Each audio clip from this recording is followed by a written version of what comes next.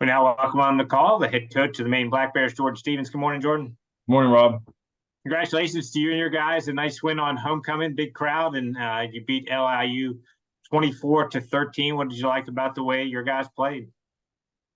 Yeah, I thought it was our most complete game. I mean, it didn't start out the way we wanted to in the first two series of the game, but I thought we responded well and continued to play, and that's been a point of emphasis for us is just responding, staying within process throughout the entire game and doing a better job in those second and third quarters, when the game is really won and you're putting yourself in a position. So I thought it was our most complete game as a team in terms of complementing each other. We had 3 takeaways on defense. We had the block kick that before the half as well. So 4 really there.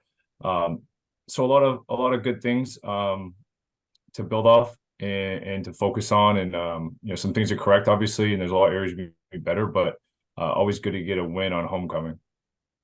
First question this morning from Larry Mahoney. Good morning, Larry. Morning, Rob. Morning, Coach. How you doing? How you doing, Larry? Yeah, Jordan, just a thing. I mean, it just took like a game of 2 halves. First half, after Banks' 22-yard run, he only had 12 rushing yards. The next 12 carries. Second half, much better. Obviously, same on the defensive side. What's it going to take to be more consistent, and how important do you see that in forward in the last 4 games?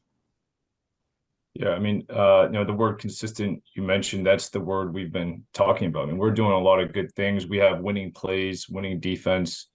So just, that's been we've been talking to players about is, we have to do these things more consistently. Okay. And if that's running the football, that's running the football. If that's, making throws in an intermediate pass game, then we're going to do that. Defensively, for us, it's playing more consistent and, really limiting the times people are able to get into red zone. I thought we played really well in the red zone on defense, but, that's not always going to be the case. So it's just the consistency at which we play. We got some young guys up front, but that's no mitigating circumstance. But, the big thing for us is just continuing to build on the consistency that it takes to play winning football.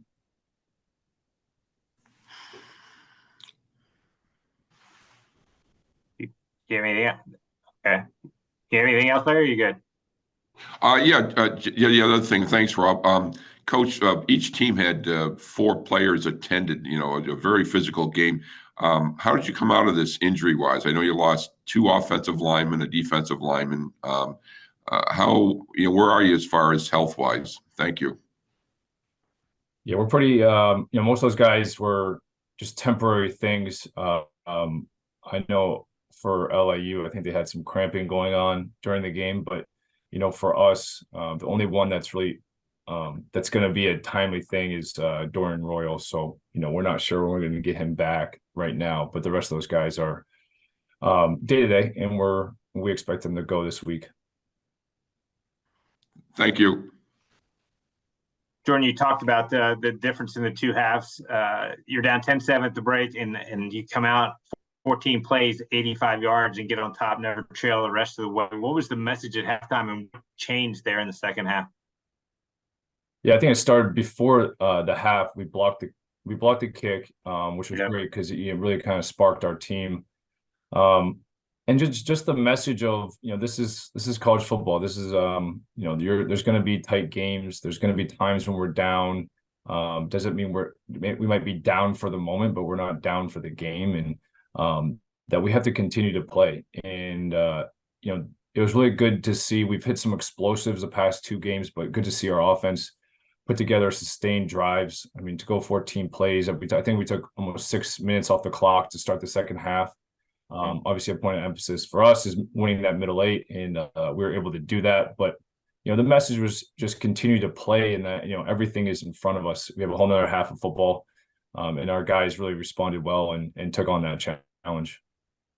You mentioned the block field goal. That was Damon Matthews, and he also had a big play for you when you're down 7-0, forcing that fumble. Ended up as a touchback, 6 tackles in the game. Just talk about the significance of both the block field goal and the forced fumble, and just the day he had in general. Yeah, I mean the forced fumble, was a huge play, like looking at the game. I mean, because if they go down there, and they score, we're down 10-0 or 14-0 at that point, it's probably a different game. So that was a really heads up play. And that's something I think that's his second, punched out ball this year. He had one versus Stony Brook on the 2-yard line. He punched it out and got on it. So he's a guy who has great awareness of the football when he's playing. And, he just continued to get better since he's been here. And, his role has expanded because of that. The block kick, something we've worked on, we've repped, and he's a guy that we knew that if we call it, he'll execute it. He'll be able to get the job done. So, our trust in him has continued to grow, and, we need him to play at a high level, and we expect him to do that, down the stretch here. Going back to the offense, another good day for Derek. 3 touchdown passes. I think that's 10 over the last 3 games. And another big day. He and Joe Gillette obviously have made enough nice combination, but 3 touchdowns to 3 different receivers, and none of them being Joe Gillette. Mm-hmm. Just talk about maybe his ability to spread the ball around to a bunch of different guys, and just how much better he's played here over the last 3 weeks. Yeah, I think, credit to the offensive staff and Derek. I mean, they've really found ways that are going to put Derek in the best position in the offense and the team. So, Derek is a great representation of the program. And I mean, his work ethic, how diligent he is, Monday through Friday, in here watching tape, getting himself prepared. He's, I think he's one of the best I've seen in terms of going through a progression. So because he's able to go through progression, the ball is going to get out to different receivers. It's not always going to the same guy. So, and the good thing is that we have a really strong group of receivers that are really reliable. That, we throw the ball to them. We expect them to catch the ball, and they've done that all year. And I've said a lot about Joey Gillette just in his time here, short time here.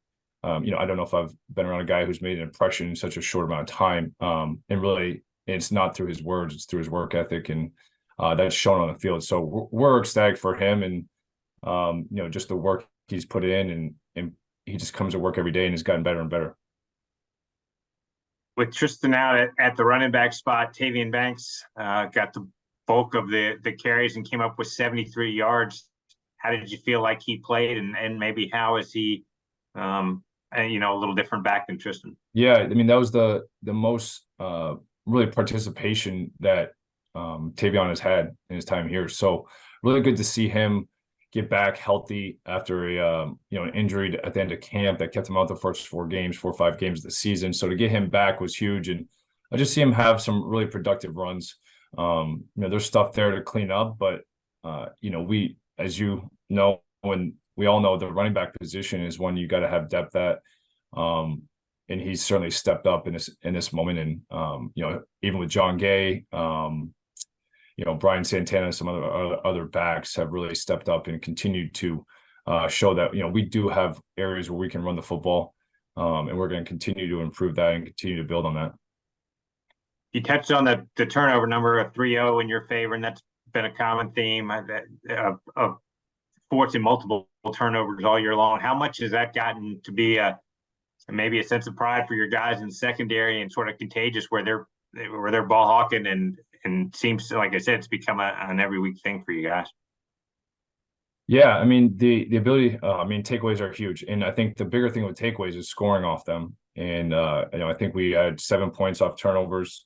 But, we did have some really timely takeaways that were really huge and important parts of the game. You mentioned the one, Damon, on the punching the one out in the red zone. And then Bugs Brown had the one in the fourth quarter when they were, they still had a chance to have 3 possessions and go down and score.